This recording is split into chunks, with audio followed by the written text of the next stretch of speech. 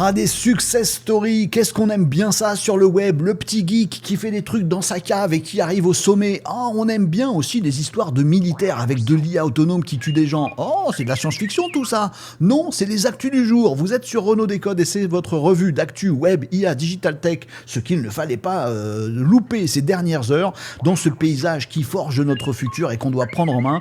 Nous sommes le mercredi 18 février et c'est les actus et on commence par cette saga qui a trouvé une fin heureuse. Voilà, je veux pas vous spoiler, mais voilà, la série est peut-être pas terminée, mais en tout cas, c'est une belle histoire. C'est un beau roman, c'est une belle histoire et ça s'appelle Open Claw. Je vous en parle tout de suite. Voilà, c'est à la une de l'actu du jour. J'aime bien ces histoires, j'aime bien.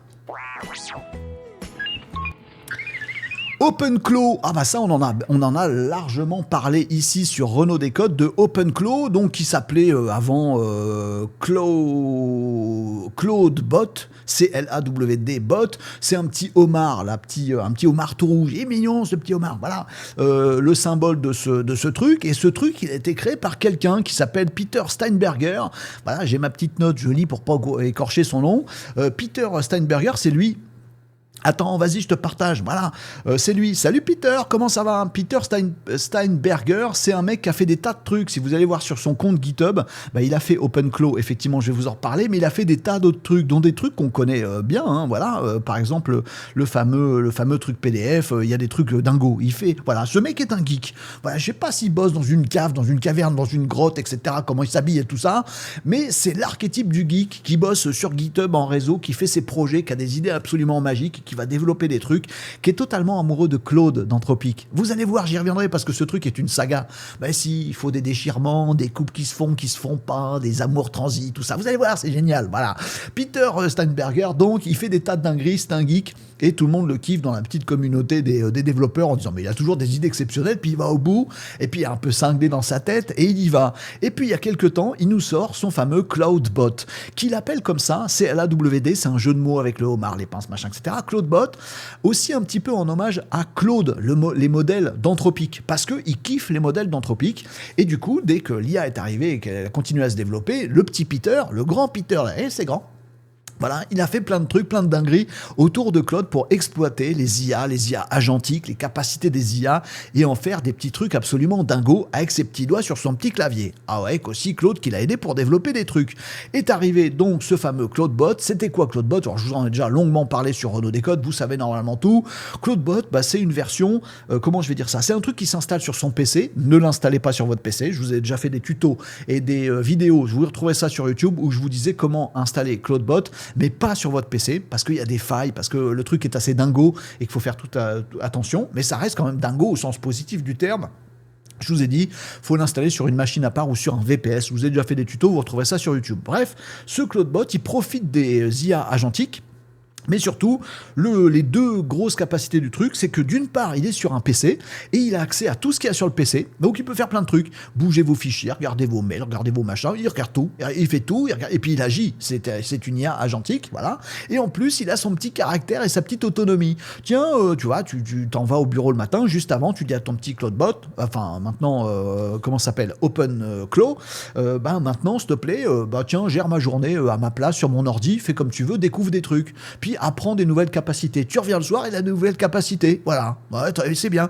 Bon, il fait des tas de trucs, des tas de dingueries. Bon, en même temps, acquérir des capacités, c'est aussi des failles. Donc, il faut faire très attention avec ce fameux OpenClaw. Je reviens à ma saga, puisque notre ami Peter, vas-y, remets-nous l'image de Peter. Il est sympa, le petit Peter. Il a fait un article récemment. Je vais vous l'allumer, je vais vous le montrer. Le petit Peter, il bouscule la planète. Et il s'enjaille de ça. Il dit, mais enfin, il y a des millions de mecs qui ont récupéré OpenClaw, qui l'ont fait tourner. Ça fait parler Internet, on en a parlé longuement ici, pendant 2 semaines, le monde est foufou dans le domaine de l'IA, on se dit waouh, ça y est, on a de l'IA autonome sur son PC. C'est pas tout à fait autonome, mais c'est dangereux aussi, parce qu'il y a des failles ouvertes totalement, parce qu'il peut faire ce qu'il veut, bon bref, il y a plein, mais c'est quand même exaltant, on se dit, oh, ce Peter, il est génial, voilà. Est-ce qu'à un moment, des gens vont se faire des bisous dans cette histoire? Bah écoutez, déjà, Peter, il est grave en amour avec Claude d'Anthropic. Est-ce que Claude d'Anthropic va lui tendre la main? Pas paf, un gros taquet sur sa main. Oh, déception. Qu'est-ce qu'a fait Anthropic? Premier move d'Anthropic, c'est de dire, dis donc, ton truc là, tu l'as appelé Claude Bot, ça sonne comme Claude d'Anthropic, donc t'es mignon. Alors ça n'a pas été en procès, mais ça a fait des petits échanges de mails. T'es gentil, tu changes de nom. Du coup, Peter, il a un peu pleuré, il a pris sa boîte de Kleenex, il a dit, ah, j'étais en amour avec Claude et ça, ils m'ont refusé. Donc il a changé le nom du truc, c'est devenu OpenClaw.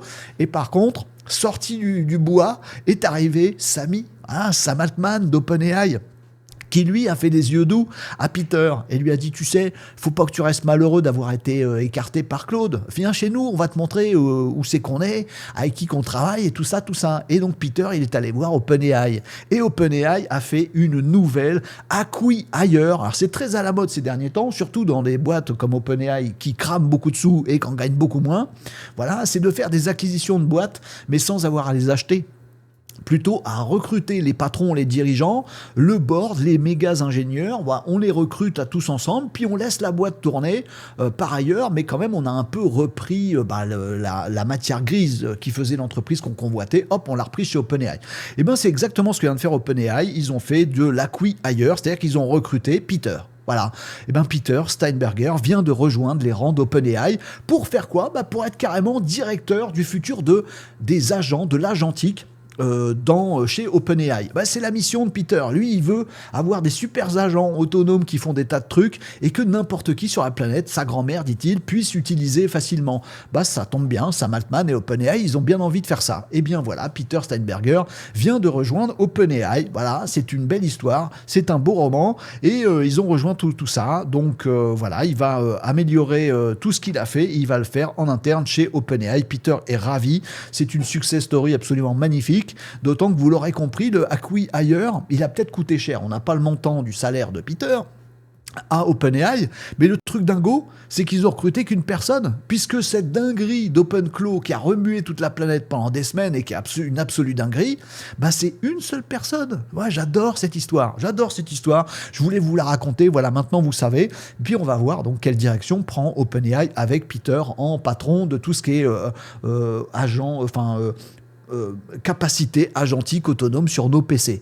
On peut être à peu près sûr qu'ils vont essayer de régler tout ce qui est sécurité, etc., etc. La seule dernière question qu'on peut se poser, c'est de dire, mais alors, Peter Steinberger, en fait, lui qui faisait tout dans sa grotte en mode geek, en mode open source, il vient quand même de se faire racheter par un major de l'intelligence artificielle. C'est encore le gros capital qu'a gagné ? Dis donc, sois un petit peu poli s'il te plaît. En fait, pas tout à fait, puisque Peter Steinberger nous annonce aussi que OpenClaw n'est pas repris. L'outil lui-même n'est pas repris directement par OpenAI. C'est Peter qui est sponsoré et qui est salarié par OpenAI, mais OpenClaw est placé en même temps, avec bien sûr l'accord d'OpenAI et de Sam Altman, dans une fondation. Donc c'est une fondation open source, donc on va pouvoir avoir toute une communauté qui va s'enjailler sur OpenClaw, loin des trucs capitalistiques et commerciaux, et on va pouvoir faire évoluer OpenClaw, une communauté qui va se fédérer, qui va faire gaffe à couper toutes les failles, à avoir des skills sécurisés, etc. etc. C'est une belle histoire à tous les plans. On va voir comment ça tourne ces prochaines semaines et on se tiendra au courant sur Renaud Décode. Elle vous plaît cette histoire? Moi, elle me plaît beaucoup. Vous me direz en commentaire qu'est-ce que vous en pensez. Et dans le reste de l'actu du jour, alors on a quoi? On a Claude Sonnet. Ça c'est facile à voir, on l'avait vu venir. Je vous avais dit il y a 14 jours, il y a 2 semaines, je vous avais dit, t'as vu, il y a Opus 4.6 de Claude qui est sorti. Dans pas longtemps, il y a Sonnet 4.6 qui va sortir. Alors Opus, c'est le gros modèle qui est maintenant en haut de tous les boards, tous les charts, que ce soit en IA de texte, en IA de rédaction, en IA d'utilisation d'outils, ça plie le game, en IA de code, c'est magnifique. Bref, Claude Opus 4.6, donc la version 4.6, avant c'était 4.5, de Opus, qui est le gros modèle, costaud, qui réfléchit beaucoup, voilà. Il a plié le game, il est en tête de tout. Oui, mais il est quand même gros et costaud. Oui, mais enfin, pour faire du code un peu correct, c'est quand même mieux. Oui, mais il est cher du coup, quand on l'utilise via API, quand on est un petit geek. Alors, vous bougez pas, que je vous avais dit il y a 2 semaines, 12 jours, j'avais dit, ils vont sortir Sonnet. Sonnet, c'est le modèle un petit peu en dessous, beaucoup moins cher, et en fait, il n'a pas beaucoup moins de capacité que Claude Opus, voire il en a peut-être même plus sur certains aspects, c'est absolument dingue. Il est sorti hier soir, donc les amis, allez me tester ça, enfin vous faites comme vous voulez, mais moi je vous recommande, puisque Claude Sonnet 4.6 est sorti. Pour information, il est disponible déjà dans Claude, la plateforme en ligne. IA, vous avez Claude Sonnet 4.6, si vous y allez aujourd'hui, il va vous mettre une petite fenêtre, voilà les capacités de Claude, il va beaucoup plus vite, il est tout aussi intelligent, il coûte beaucoup moins cher, enfin ça c'est que si vous l'utilisez sur API. Il a une large fenêtre de contexte d'1 million de tokens, donc vous pouvez faire des tas de dingueries dessus, vous pouvez lui mettre plein de documents, il saura s'y retrouver, il est super balèze. Bref, Sonnet, il a tout du grand, de son grand frère Opus, en étant un petit peu plus léger. Alors, pas tout à fait, moi je vous testerez. Si par contre vous faites, c'est pas par contre, mais si vous avez envie de faire du code très avancé avec Claude, parce que sur Renaud Décode, je vous ai quand même beaucoup enjaillé à faire du Claude Code ou du Claude Code CLI, parce que c'est une dinguerie, ou d'intégrer le modèle Claude dans vos outils de développement, parce que ces dernières versions sont une dinguerie. Si vous faites ça, vous serez tenté de passer plutôt sur Sonnet, qui coûte quand même beaucoup moins cher. Je crois que c'est $15 du million de tokens en sortie, donc c'est comme les modèles de chez GPT en fait, donc c'est vraiment, c'est tout à fait accessible et ça vous fait un tas de trucs. Donc vous avez tout intérêt à bosser là-dessus. Alors sauf que moi je pense avoir pigé un truc, mais vous me direz en commentaire si je me gourre ou pas, ceux qui développent des gros projets avec Claude ou avec d'autres, c'est qu'en fait il faut mieux faire l'architecture globale de votre projet. Tu vois, le moment où on réfléchit à tout ce qu'on va faire, comment on structure nos fichiers, nos répertoires avec des trucs là, mais avec des routines qui vont s'intégrer là-dedans, mais qu'il faut externaliser, des accès de machin. Vous voyez, le truc un peu prise de tête du début, là, où on modélise tout, qu'est-ce qu'on veut, ça vaut mieux le faire avec Claude Opus 4.6. Je pense que c'est plus rentable et ça va plus vite et c'est plus efficace. C'est lent, mais ça va plus vite. Et puis après, si vous faites des trucs unitaires, vaut mieux les faire avec Claude Sonnet. Donc vous voyez le petit mix. Je vous pose ça là, vous en ferez ce que vous voudrez. Bon, bref, vous trouverez Claude Sonnet 4.6 accessible à peu près partout depuis hier soir. Vous l'utiliserez. Vous verrez qu'il est absolument dingo. Il est au-dessus des modèles concurrents, y compris de Gemini 3 Pro.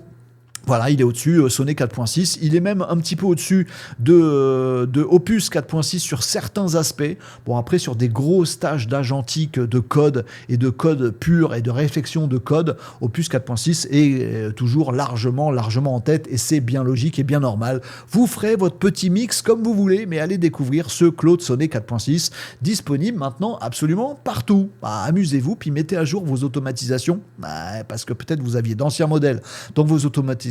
Ça vaut le coup d'aller regarder du côté de celui-là. Ceci n'est pas sponsor, mais je suis en train, moi aussi, de tomber amoureux de Claude ces dernières semaines parce que je trouve que c'est absolument dingue. Bon, vous me direz, qu'est-ce que vous en pensez? Voilà, pour cette actu-là. Maintenant, on va redescendre un petit peu sur Terre. Enfin, pas tout à fait, on va être un peu en l'air quand même. Allez, actu suivante, elle fait un peu peur. Assurez-vous d'être assis, d'avoir bouclé votre ceinture de sécurité, on y va. L'actu suivante, les amis, elle concerne SpaceX. Alors, vous le savez, si vous suivez Renaud Décode régulièrement, vous tenez au courant de l'actualité. Vous avez raison pour ne rien louper et pour voir venir le monde de demain.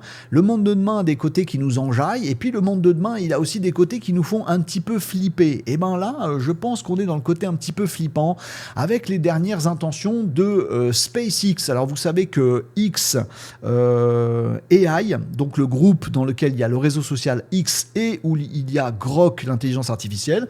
Donc ils se sont modulés il y a quelques mois déjà maintenant ces services-là de chez Elon Musk, on va dire de chez Elon Musk, l'empire Elon Musk, voilà, pour se regrouper en XAI. Maintenant c'est un tout, voilà, les données des réseaux sociaux, plus Grok qui s'alimente des données, plus Grok qui met des données dessus, voilà, ça c'est, voilà, tout ce qui est data et intelligence artificielle, c'est XAI. De l'autre côté, il y a SpaceX, avec les lanceurs, les fusées, les machins, tout ça, et aussi les Starlink, etc., bref, le spatial, etc. Bon, et ces deux entités-là, elles ont fusionné. Ce qui a créé tout un pataquès, je vous en ai déjà parlé sur Renaud Décode, mais c'est l'empire d'Elon Musk. La partie Tesla, donc les voitures et les robots, Optimus, eux ils sont à part parce qu'ils sont en bourse, etc. et ça se fusionne pas aussi facilement avec le reste. Mais SpaceX et XAI devient un tout avec tout ce que je viens de vous indiquer. Eh bien les amis, ils viennent de postuler à un nouveau marché du département de la défense américain. Vous me direz ce que vous en pensez en commentaire, essayez de rester calme.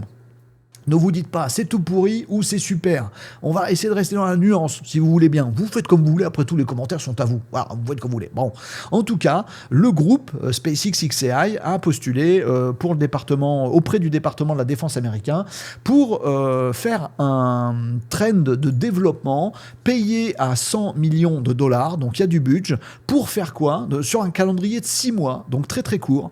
Donc le but c'est qu'ils vont mettre leur meilleur savoir-faire avec du Starlink, avec du du SpaceX, avec du Grok, avec du XAI. Ils vont se réunir, voilà, ils vont faire une petite équipe de cinglés, ils vont avoir 100 millions sur la table, et en 6 mois, il va falloir qu'ils nous sortent une dinguerie. C'est quoi la dinguerie?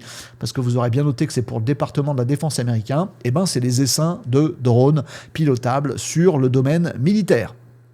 Oh yo yo, Skynet Terminator. Attends, SpaceX, XAI, je sais pas comment s'appelle ce groupe d'ailleurs maintenant, nous rassure sur un truc, c'est que non, mais c'est pas fait encore pour être totalement autonome et tuer des gens en autonomie. Ah, si c'est pas des drones tueurs, ça va. Ah bah si, c'est des drones tueurs quand même. Bon bah s'il y en a qu'un, ça va. Ah non, le but du jeu, c'est pas qu'il y en ait qu'un.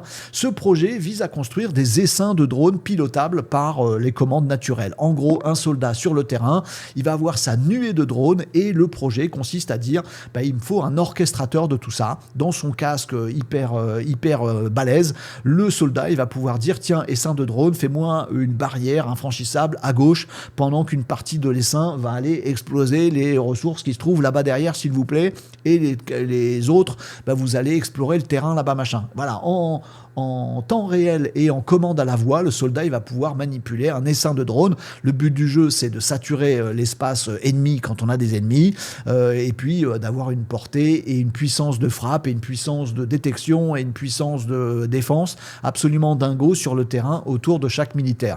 Voilà, c'est pour 6 mois. SpaceX et XAI y vont.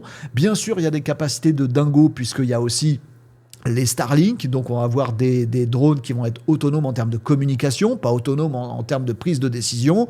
Bon, maintenant, si le soldat il prompte pas bien en vocal, vas-y, c'est la mouise, fais quelque chose. Qu'est-ce que vont faire les drones à ce moment-là? On ne sait pas trop. C'est un virage pour Elon Musk qui, en 2015, avait dit il faut faire très attention, l'IA, il nous faut stopper le truc, il faut surtout pas que ça aille dans le militaire, dans du drone, dans du létal et encore moins dans de l'autonome. Bon, il reste l'autonome, mais on commence à y aller franchement. Vous me dites ce que vous en pensez calmement et avec nuance dans les commentaires. Moi, ça me fait parfaitement flipper et je pense qu'on ne devrait pas autoriser ça. Bon, en même temps, si on est américain, on se dit je suis content que ce soit le département de la défense américain qui mette le pied là-dedans, comme ça c'est nous les plus forts qu'on est capable de tuer tout le monde. Ouais, je sais pas, j'aime pas l'idée, mais vous me direz ce que vous en pensez en commentaire. Allez, zou. Tiens, on parlait de la guerre avec les drones, etc., etc.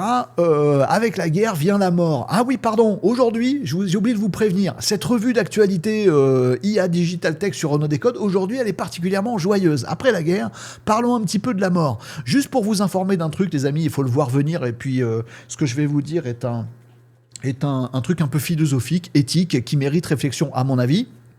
Et ça nous vient de Meta, qui a déclenché un petit peu le truc. Donc Meta, le groupe qui détient Facebook, Instagram, Threads, qui fait de l'IA aussi énormément, de façon assez particulière avec des modèles open, etc. Bref, je passe.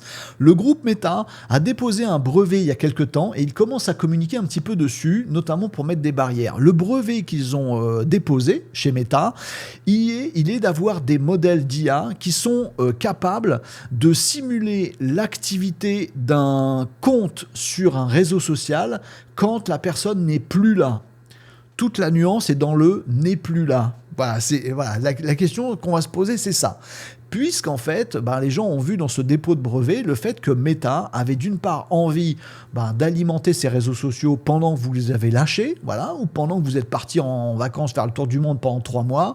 C'est quand même dommage pour le groupe Meta qu'il n'y ait plus de contenu publié par vous sur les réseaux. Tu vois, Meta, il a déposé un brevet en disant maintenant, nous, on va pouvoir faire en sorte que Renaud, quand il n'est pas là, on va le cloner totalement, sa façon d'écrire, voir sa voix, voir tout, son image, etc.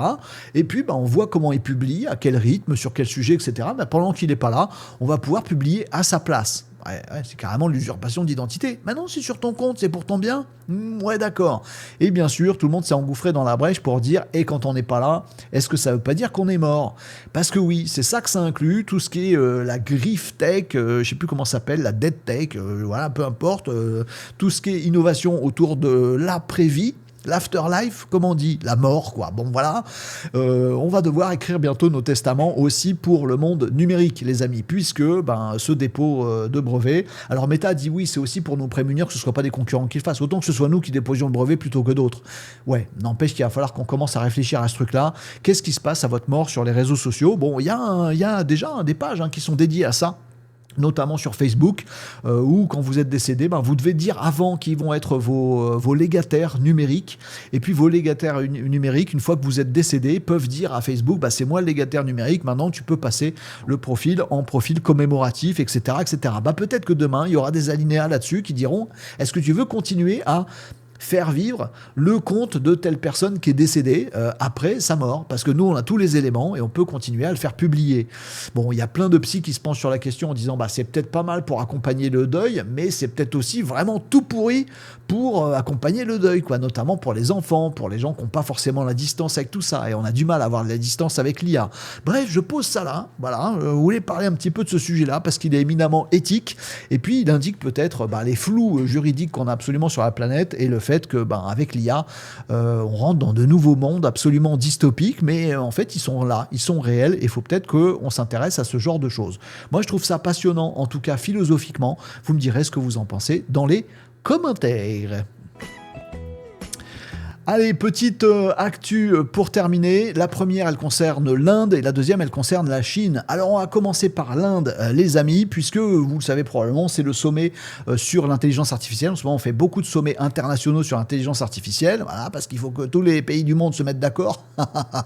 Comme si... Bon, et en ce moment, c'est en Inde. Bon, sachez-le, l'Inde, pour la faire très très courte là-dessus, a fait quand même pas mal d'annonces. Alors, sachez-le aussi, d'abord, l'Inde, c'est le second marché de l'IA grand public après les États-Unis. En termes de taille, les Indiens sont fifous. Enfin, déjà, ils ont un niveau d'adoption de l'IA qui est dingue. Ils ont globalement un niveau d'adoption de la technologie, c'est absolument foufou. Alors nous, on pense bêtement, avec une pointe de petit truc caricatural, on va dire ça comme ça, que l'Inde, technologiquement, c'est pas ouf, etc. Mais les Indiens, ils sont déjà depuis des décennies à bloc sur tout ce qui est code informatique, débrouille avec des petits moyens, etc. Et que ça, c'est du bricolage qui est le cœur, la matière grise de tout ce qui est IA, technologie et informatique. Ils sont hyper puissants, les Indiens, sur tout ce qui est IA, enfin usage. Bon, là, ils nous ont fait des annonces avec des investissements colossaux de l'ordre de plusieurs centaines de milliards de dollars sur les années qui viennent, là, avec des investissements aussi des géants du numérique qui veulent tous mettre la main sur ce marché-là. Il y a OpenAI, Anthropic sur le monde de l'IA qui sont déjà là-bas, avec des forfaits adaptés à eux, à 5 balles, etc., pour que tout le monde adopte le truc et qu'on capture le marché. Mais les géants de la partie cloud sont là aussi, que ce soit Google, que ce soit Amazon avec Azure, que ce soit... Microsoft, ils ont tous fait des investissements et des annonces là de plusieurs milliards de dollars pour le cloud en Inde. Et puis les Indiens, ils ont sorti à mon avis 2 choses intéressantes pendant ce sommet. La première, c'est l'idée d'avoir des global AI commons, des communs, des ressources mondiale sur l'intelligence artificielle, des outils, des catalogues, du fine-tuning, des modèles particuliers, des modèles verticaux, des systèmes particuliers qu'on donnerait partout sur la planète. C'est le move indien, c'est une 4e voie, on va dire. Il y a la voie américaine, tout sur le commercial, il y a la voie chinoise, tout pour nous et pour l'influence, il y a la voie potentiellement européenne qu'on attend de nos voeux, c'est l'IA locale en mode siècle des Lumières, et puis il y a la voie indienne qui dit en fait pourquoi on partagerait tous partout, pas partout dans le monde. Voilà, après tout, le Sud global a autant besoin, envie et veut se mettre à l'IA. On va tous partager les choses. Les géants actuels sont pas forcément d'accord pour tout partager avec tout le monde, si tu veux. C'est à eux. Mais c'est une idée qui est sur la table et qui est largement poussée par l'Inde. Et la deuxième chose, en l'occurrence, qui est poussée aussi par l'Inde, c'est d'avoir un modèle sur le hardware qui soit aussi une 4e voie. C'est pas comme la Chine, c'est pas comme les États-Unis, c'est pas comme l'Europe, c'est vraiment comme l'Inde. C'est de faire l'acquisition de GPU, voilà, les fameuses ressources, les cartes graphiques, les processeurs sur lesquels tournent les IA, de faire l'acquisition de ça au niveau de l'État. Voilà, on a, je sais pas, des métaux précieux, on a des ressources, on a des machins. On va collectionner aussi des GPU, enfin pas collectionner, mais on va assembler des GPU, et ça va être à usage de nos citoyens. Voilà, des labos de recherche, des gens qui veulent en assembler plein pour faire un méga data center et former un nouveau modèle. Voilà, ils se basent, c'est une deuxième logique intéressante, d'avoir des GPU qui ne soient pas ni privés, ni totalement publics, mais qui soient de l'acquisition du pays pour sa population. Bon, vous me direz ce que vous pensez de ça, mais en tout cas, l'IA avance partout. On aurait tort de ne regarder que les États-Unis, et même pas que les États-Unis et la Chine. Il faut regarder ailleurs ce qui se passe. Mais quand même, la Chine, ils nous sortent des dingueries, notamment en robotique. C'est la dernière actu du jour, bien entendu, les amis. Puisque la dernière actu du jour, eh bien, elle concerne le Nouvel An chinois. Ouais, mais Renaud, c'était il y a quelques jours, et le Nouvel An chinois, c'était ça. Alors, je suppose que j'ai trop le droit de vous passer les trucs, mais vous irez retrouver ça. Oui, ils font un super spectacle. Attendez, le spectacle, c'est regardé par 15 milliards de personnes. Tu vois le Super Bowl, où on fait de la pub, là, Anthropic versus OpenAI, où on fait de la pub pour la tech. Tu vois le Super Bowl, l'événement mondial. Mais non, l'événement mondial, c'est celui-là. C'est le pestac de fin d'année. Non, ça sonne un peu école primaire. Non, le spectacle du Nouvel An chinois, et cette année, c'était à bloc sur les robots. Avec ça, c'est les robots Unitree, les G1. Il y a les H2 également, qu'on va peut-être voir aussi sur cette vidéo. Vous irez regarder ça, c'est absolument merveilleux. Ils ont fait tout un spectacle avec des enfants et des robots qui font des mouvements dingues. Ceci est une vitrine de soft power, les amis. Très clairement, la Chine envoie le message au monde, regardé par des milliards de personnes, sans compter les replays, les machins, etc. C'est absolument dingo. Donc, c'est ouf en termes de... Je parle de vues, pardon, pas de personnes, excusez-moi, on n'est pas assez de personnes pour faire tout ce que j'ai dit. 15 milliards, c'est de vues. Donc vous imaginez la portée du truc, vous allez me dire c'est que des Chinois. Non, regardez, nous on est en train de le regarder aussi, et on est aussi impressionné par le soft power chinois, et par les capacités absolument dingos de ces robots, leurs évolutions, les trucs absolument dingues qu'ils sont capables de faire. Bien sûr, il y a l'alliance de la robotique, puisque la Chine mise à bloc sur l'IA et la robotique, et de la tradition. Voilà, on va vers la tech à mort, mais on se perd pas non plus. C'est du spectacle de Nouvel An chinois, c'est des moves et des chorégraphies et tout ça, très culturel, etc., etc. Bref, c'est une merveille ce truc-là, à suivre, à aller regarder, parce que c'est absolument dingo, c'est une vitrine très clairement, et la Chine nous montre bien qu'elle est très très en avance. Peut-être un petit peu trop, je ne sais pas ce que vous m'en direz. On va arriver au moment gênant de la robotique, et je vais terminer cette revue d'actu là-dessus, les amis, avec d'autres robots chinois. Pour le coup, celui-là, il s'appelle Moya. Mayo, si vous voulez, non, Moya, M-O-Y-A, de Droid Up, et il est gênant. Pourquoi il est gênant ? Parce qu'il est réaliste. Voilà, et ça nous gêne en fait. On n'aime pas les humains synthétiques. Ah bon, on n'aime pas ? Non, ça nous dérange. C'est pour ça que des robots, classiquement, ont plutôt du vide ou un écran ou des choses comme ça. Parce que dès qu'on a un robot trop réaliste, trop ressemblant à l'humain, ça nous gêne. La Chine ne s'arrête pas là-dessus, et donc nous a sorti les dernières images de Moya. Moya, c'est cette personne. Enfin non, c'est pas une personne, excusez-moi, c'est un robot. Voilà, avec des expressions faciales, elle fait des petits sourires, elle fait elle est mignonne, elle fait des petits clins d'œil. Elle est roulée comme elle est roulée, et c'est un robot. Bien sûr que c'est un robot, vous l'aurez compris les amis, mais ça commence à être... vas-y, fais pas un plan sur les boules des gens. C'est pas des gens, c'est des robots. Ah bon, on a le droit. C'est gênant. Je sais pas, vous me direz ce que vous en pensez, peut-être pas, peut-être vous allez me dire, non, pas du tout, c'est tranquillou bilou. Ça s'appelle Moya, de Droid Up. Et c'est sorti donc avec tout un tas d'émissions qui ont été faites avec ce robot humanoïde. Je sais plus comment appeler ces trucs-là maintenant. C'est gênant. Il y a des marchés quand même là-dessus. Alors on nous dit que c'est notamment pour tout ce qui est accueil, en hôtellerie, en centre hospitalier, etc., etc. On peut lui changer de visage. On est dans la science-fiction, les amis. On est dans la dystopie totale. Mais en fait non, on est dans le monde réel. C'est comme ça. Je voulais vous en parler aussi. Et c'est chinois également. On peut rigoler pour l'instant de tout ça. On peut se dire aussi, mais dans 5 ans, dans 10 ans. L'humain synthétique, avec les avancées que ça va faire dans 5 ans, dans 10 ans, on y sera. Est-ce qu'on sera encore capable dans 5 ans, pensez à vos enfants, pensez à vous dans 5 ans, de reconnaître un humanoïde robotique d'un humain ? Je sais que c'est dans les films de science-fiction et qu'on n'y croit pas et que pour l'instant on rigole. Oui, on rigole d'abord, après ça nous fait flipper, puis après c'est là et ça bosse avec nous. On verra bien comment ça tourne, tout ce genre d'innovation absolument dingo. Allez, voilà pour la revue d'actu du jour. Vous nous retrouvez bien sûr sur le site renault-décode.fr, les amis, pour échanger sur tout ça. Vous vous abonnez à la chaîne, vous activez la petite cloche et vous nous retrouvez en live tous les lundis midi, mercredi midi, vendredi midi. Vous pouvez nous retrouver en replay comme vous voulez. L'important, c'est de vous tenir au courant de tout ça. Et puis, si vous le souhaitez, de faire un step-up, de vous y mettre à l'intelligence artificielle, la compréhension de tout ça, de savoir maîtriser tout ça, également les automatisations. Et pour ça, vous avez le club Renault Décode. C'est ce qu'on propose sur abonnement. Il y a un code coupon CADAL, K-A-D-A-L.